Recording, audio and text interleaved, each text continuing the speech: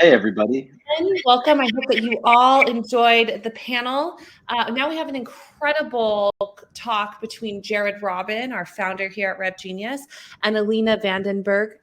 She's going to be speaking today about, she is the CEO, co-founder of Chili Piper, how she went from 0 to 16 million. Alina Vandenberghe, I'm saying that wrong, Vandenberghe. She was the co-founder of Chili Piper and GypsyBot. You read that correctly. She has founded 2 startups at the same time, which is absolutely incredible. I love seeing women in business who are achieving so much. Chili Piper is an incredibly powerful sales tool for enterprises, and her second startup is GypsyBot. So Jared, please take it away. And Alina, I hope that you two enjoy. Thank you, Anna. So I couldn't be more excited to be with you today. And it was funny, we were joking backstage because it was 0 to 16 million. Now it's 0 to 20 million. You don't do that without product market fit, right? And that's the name of the game today. And I'm just so humbled and grateful to be in your presence, Alina. Welcome. I'm very excited to be talking to you, Jared. I'm as in awe of what you guys have done at Rev Genius. Oh, you're too kind. But so 0 to 20 million doesn't happen overnight. Product market fit for 99.99% of people doesn't happen that fast. So would love to understand your story. Can you tell us a bit about your journey at Chili Piper? So I've always been in product. So for me, product market fit is part of my DNA, part of my neurons, my my entire being. In school, I've studied computer science. I actually did a master in computer science, and I coded in Java and C++ and Pascal back in the day. But I wasn't a very good engineer per se, because I didn't have enough patience inside of me. My patience is not one of my best character trait, to debug and to know how to solve certain bugs that were coming up in my code. But what I loved instead was to observe human behavior. I loved the understanding the psychology on why people do what they do, what drives them, what motivates them. And that for me was fascinating. And even more fascinating it was how to look at that behavior and optimize for a better, whatever that thing that I was observing was, a better process, a better decision-making, a better solution to come to solve that particular problem that I was seeing. And I've been doing that ever since I came out of school for various startups and for various companies in various industries, including Bloomberg in the financial world, for media, for Reuters, for a health tech company that was started by Oprah. So I've dabbled with a lot of industry, and I've done a lot of product market fit as I went along. And I decided to just do it on my own. It was just too exciting not to try without having people to tell me what to do. I love that. It's so fascinating. Now, in Chili Piper, you decide to do it on your own. Walk me through finding product market fit. Did it come easily for you here? So because I've done it so many times, I don't know, 50 times for 50 different industry, for 50 different personas, I feel like that part was not as hard as the other parts that are that I'm discovering as we're funding Chili Piper. But as we're launching new products, even within Chili Piper, and as we're targeting different personas with different specifics of our product, you always start from scratch. So it never quite ends. And for me, it's a fun process. I would not think of it as a difficult process, more as a fun process and different every single time. Yeah, I mean, help everybody understand your process, because 50 go rounds helped it become second nature to you. But if you had to unpack it what's the process for finding product market fit that now is like rinse and repeat for you? And as you're launching new evolutions of Chili Piper going through it. So the first and foremost that I look at is the motivation for somebody to buy a product. Why would they go and purchase the tool? And if that motivation is not strong, then obviously I'm on the wrong path. So I would say that motivation is the number one thing that I search for. Once I understand that motivation, I probe it very, very hard with dollar signs behind it. So I know that somebody's motivated, but would they pay money to solve for that motivation? So let's say that you say, Jared, I'm really motivated to optimize for my productivity, and I would love to try your tool to do that. And I would say, well, before you try my tool, would you pay $50 to try it? And if you say, well, I want to trial it first, then I know that I've not been able to at least visually convince you that the product matches your motivation. So I always probe with that. And I don't rely on so much on the words that I hear from that person of whether they're going to buy my product or not until I know that they can make a commitment. So when we started Chili Piper in 2016, we actually did not build a product. We actually signed a contract first. We didn't build the product was not built. We had the company pay, I think at that time it was like $14,000 to have the product built. And once I did a small thing for them, I went to another company and I say, are you willing to pay 15, 16K to have the same product? And so forth until I made sure that all the features that I was building made sense for my buyer, and that buyer had a repeatable need and repeatable motivation as well. That's amazing. And this is the perfect world. Like we were in a session earlier where they alluded to, find product market fit before you put money and resources into figuring it out. For that 14, 15 plus $1,000 product, how did that look at the time? Because I'm sure it's evolved quite a bit. Like what was your— It was very rough. It was very rough. Your MVP to get money. The MVP to the money, yeah. It was very rough. I did not have money to hire the right people to build it, obviously, at that time. And we were all on our own bootstrapped resources. So I put a prototype together in Keynote. And it was a very rough prototype. I think it had like 3 screens in it. And it was kind of solving the problem that this company needed us to solve for, but it wasn't any close to what we have right now. It was just you click 3 screens and you get something happening in Salesforce, and that was about it. It was very rough, but it still solved for the need, and it was still a product that they were very happy with. So was the lead routing part of the original, or did that come later? Was it just like an integrated calendar into the CRM? The first use case for us was the account executives that were closing a deal, then wanting to immediately give that closed deal to somebody to onboard them so that they don't lose them in that process, because they had a problem that if they would schedule it after the deal was closed, there was a high likelihood that that person would never onboard and they would lose them because it was a low ACV. Mm-hmm. And a monthly ACV. So, if you don't get people on board on a low ACV and on a monthly contract, then you lost. So they wanted to have that real time.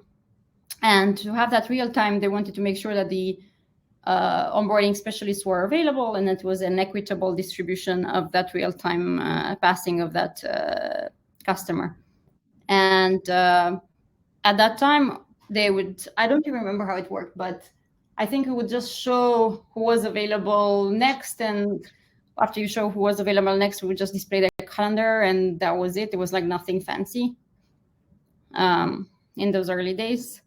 But as the product developed, we realized that was not sufficient to solve anybody's needs. And we needed to get a lot more advanced with our routing and all sorts of conditions in who actually gets it, whether they're in a specific segment, in a specific region, And then certain reps were more efficient at closing specific kind of accounts and putting that all up front, as well as taking into consideration vacations and other rules around engagement as well that were important in the process.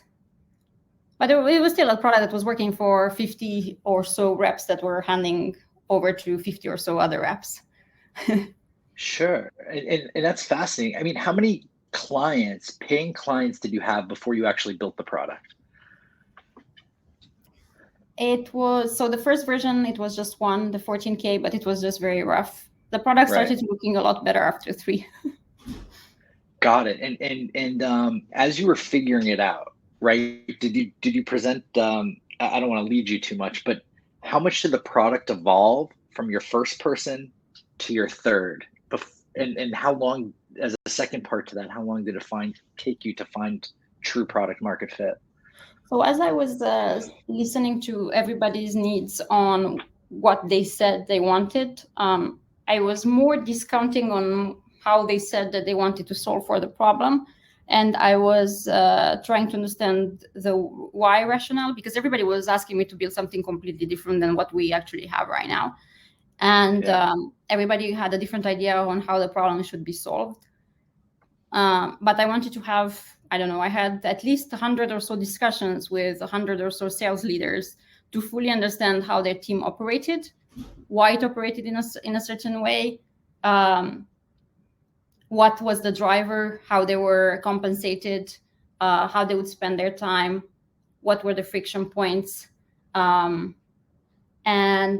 the more conversation I had, the more patterns I observed that could solve for in my product, but not the way they were asking me to solve for it.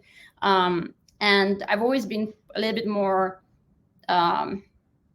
prescriptive around how the product should work as opposed to how they wanted it to work, because I've observed that people are very poor at judging what they really need. They just see some specific part of the problem that they have right now, and they may not be fully plugged into all the other things that the product might be able to do to make their life better overall.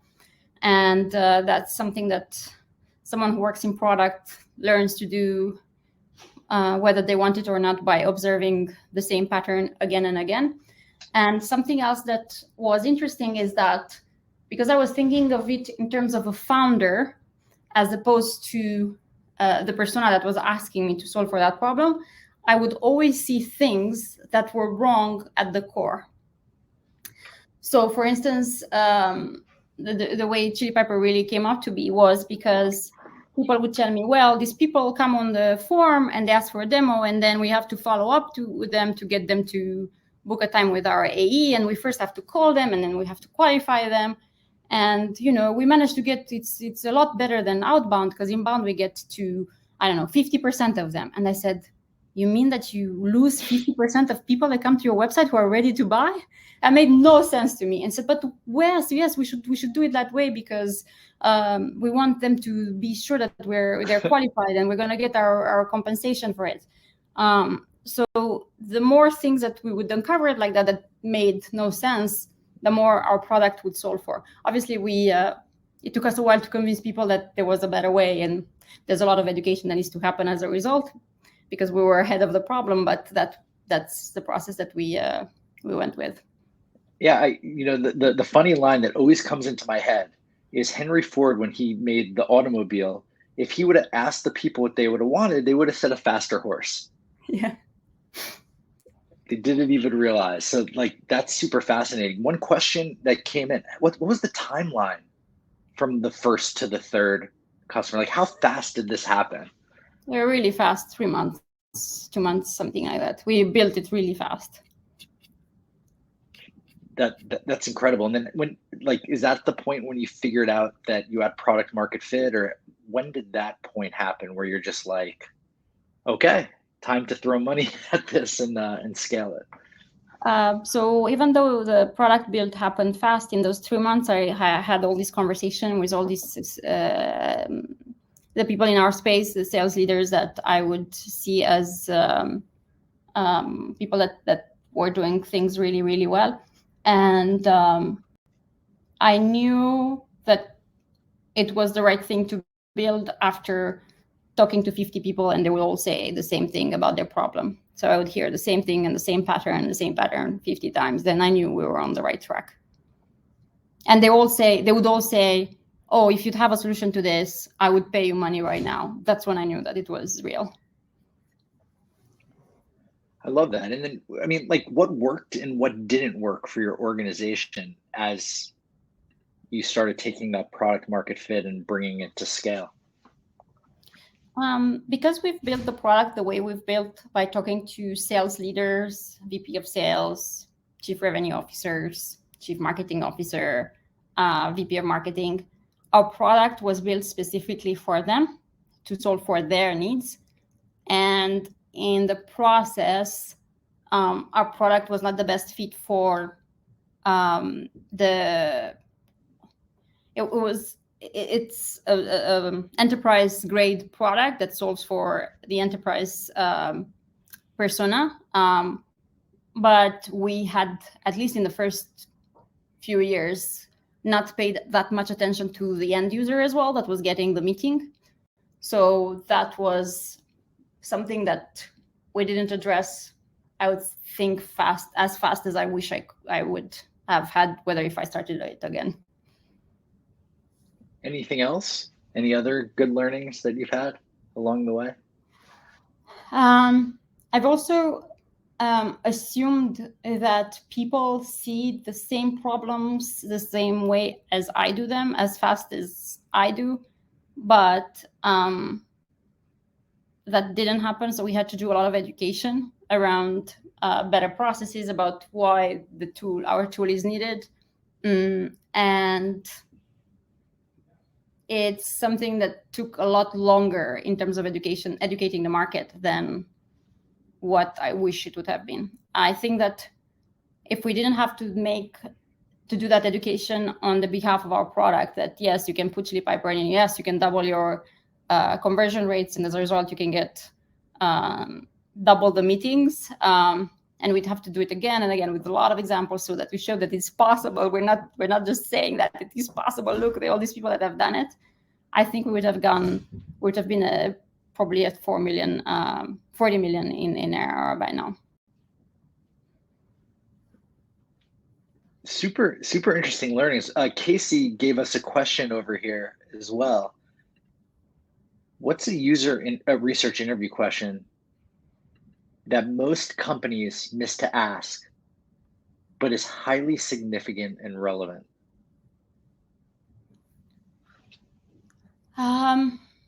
It depends a lot on the persona and the product that is going to market, because it's never black and white, and it's never as straightforward as one question that might be obvious to ask. But once you've identified that there is a need and that person has something that they want to be solved for, the next question, if I would do a user research right now, would be, okay, if a product exists that would solve for your need right now, how would you proceed?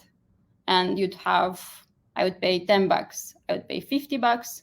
I would only want to use it if I trial it first, or $1,000. And then based on these answers, you know how bad this person wants to solve for their problem. And how much it's worth, right? And how much is the problem. So chili piper day one, finding product market fit without a brand, without clients, that's one thing. And you all did a phenomenal job with that. Now you have a brand, you have clients, and you're still evolving and improving your product constantly. And that's why people love and respect the brand and use it. They're excited for what's next. Has finding product market fit changed or evolved along with your brand? Like, is it easier now? Is it faster? How do you do it? How's it different? So the fact that we now have a brand definitely helps in people being more curious about what chili piper does and how has it been used by all these companies in the space that are using it, and what kind of results they're achieving. So it does help, at least in the initial phases where people are curious, for sure. And the more people get exposed to it, the more likely they are to hear about you. But I don't sit on the laurels and say, okay, this is awesome, this is the end, because it's every day is a product market fit day. For every feature that we launch, for every piece of the platform that we go up there, you always ask yourself, is this feature going to have product market fit? How are we going to get adoption? How are we going to get people engaged? So it's never really ends. It's never really easier. So one would better love this process and be excited by it, because even if you have the right momentum at one particular time, it doesn't mean that you stop. Yeah, I mean, I'm thinking in my head, like being devil's advocate, it might get harder because there's so many more voices talking, saying like what they want and all this. And it's just like, do you really want it? Do you need it? Thank you for your feedback. Well, our existing customers for sure never get happy if we change something on them. That's for sure. This is fascinating. Any other learnings that you think are super relevant, that folks can get a lot out of, that you went through to find product market fit, either here or maybe like some early, before you rinse and repeated it so many times and made it like part of your DNA? What were some like early career challenges that maybe people that are going with their first product to market should look out for? It's very tempting to seek advice from smart people. So if you've seen that somebody has done something that is amazing in a specific industry. So in my case, if I would have seen an entrepreneur doing amazingly well in, I don't know, fintech or healthcare, and would have asked them for advice for my company, it's very tempting to go, but nobody really can have a specific formula or secret that they can really share for what's needed.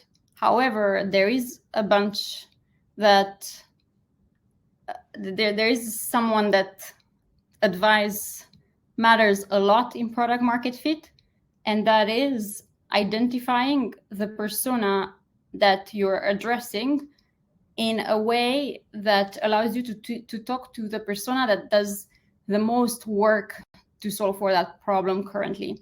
So let's say that I'm going to make this up, but let's say that I want to build an inbox, and instead of going to people that have done it successfully in, I don't know, healthcare, what I should really be going is to after those people that have tried 10 different inboxes and they've never quite find the perfect fit, because they found that one piece from this works, and then one piece from this, and one piece of this.